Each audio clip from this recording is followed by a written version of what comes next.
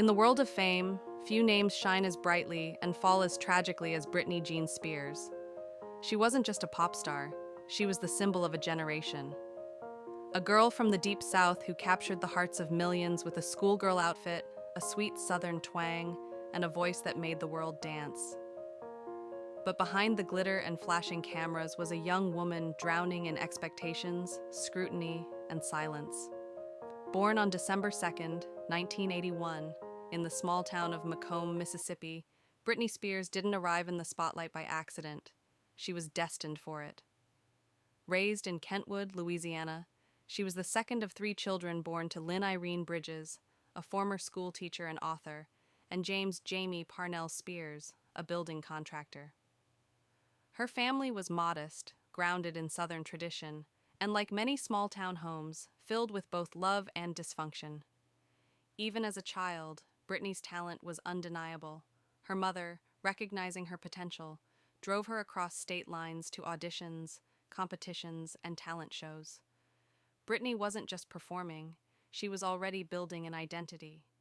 A performer, a people pleaser, a child who learned very early that applause could be addictive. Her first big break came in 1992 when she joined the cast of the Mickey Mouse Club, alongside other soon-to-be superstars like Justin Timberlake, Christina Aguilera, and Ryan Gosling. It was here that Britney's charisma and star quality first shimmered on a national stage. But after the show's cancellation in 1994, Britney briefly returned to a regular life, at least as normal as it could be for a girl who had tasted the spotlight. By 1998, everything changed. At just 16 years old, Britney Spears released her debut single, Baby One More Time. The world didn't just listen, it exploded. The music video, featuring Britney in a Catholic schoolgirl outfit, sparked controversy and obsession.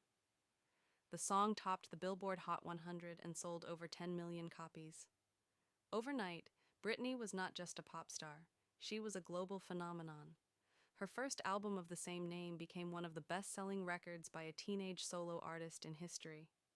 Suddenly, the girl from Louisiana was gracing magazine covers, packing stadiums, and changing the face of pop culture. She wasn't just a trend, she was the moment. But fame came at a cost.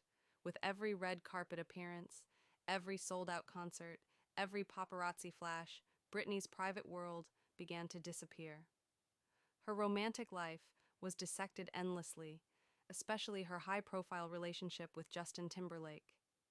Her choices were judged harshly, whether it was her wardrobe, her parenting, her marriage, or even her weight. The same media that crowned her America's sweetheart now hunted her for flaws. In 2004, at the age of 22, Britney made headlines once again, this time for marrying childhood friend Jason Alexander in Las Vegas. The marriage lasted just 55 hours.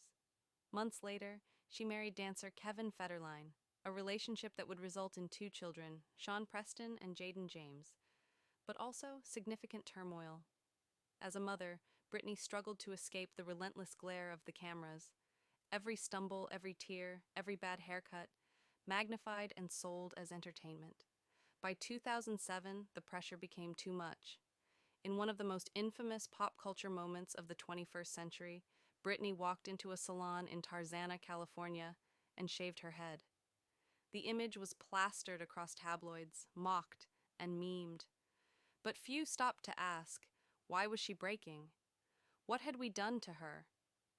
In the wake of several personal and public breakdowns, the court placed Britney under a conservatorship in 2008, a legal structure typically reserved for the elderly or severely disabled. Her father, Jamie Spears, was appointed as conservator of both her estate and her personal decisions. For over a decade, Britney would live without legal control of her own life, no choices without permission, no freedom, no voice. But Britney didn't stay silent forever. As the Free Britney movement gained momentum online, driven by loyal fans and investigative reporters, the world began to re-examine the story. Was Britney really incapable of running her own life? Or had she been exploited by the very system that claimed to protect her? In June 2021, in a rare and emotional court testimony, Britney spoke out publicly against her conservatorship for the first time. Her words were raw, heartbreaking, and filled with fire. "I just want my life back. It's been 13 years and it's enough." The world listened. The courts responded. And in November 2021, after nearly 14 years, Britney Spears was finally free. But freedom comes with its own challenges. What does healing look like after years of control? Who is Britney now? Not the performer, not the brand, but the woman.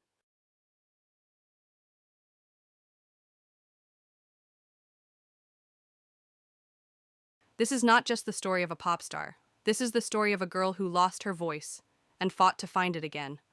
A woman who was celebrated, shattered, and ultimately resurrected not by fame, but by truth. This is the Greats File, and this is the story of Britney Spears.